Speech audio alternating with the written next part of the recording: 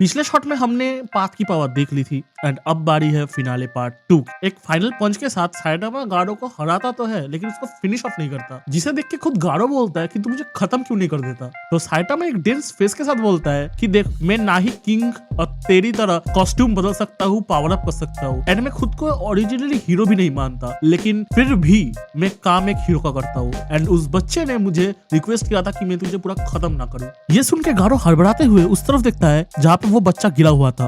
वो और कोई नहीं बल्कि टेरियो था।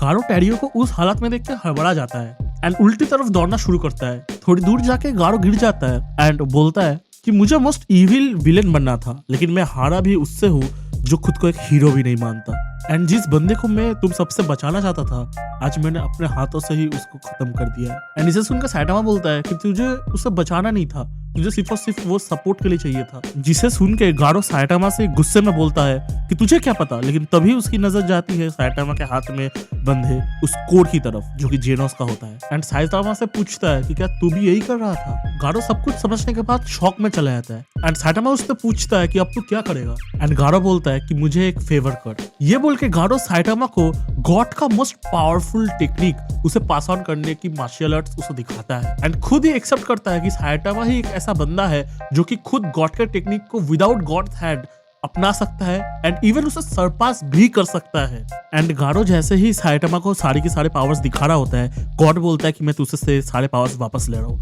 लेकिन गारो रुकता नहीं। गारो बोलता है कि तू कॉन्सेंट्रेट कर एंड उस टेक्निक के चलते इन दोनों को अपने अंदर ही एक नया यूनिवर्स दिख रहा होता है। उनको गारो के कॉस्मिक रेज की बदौलत एंटी पार्टिकल्स एंड पार्टिकल्स दोनों ही दिख रहे होते हैं।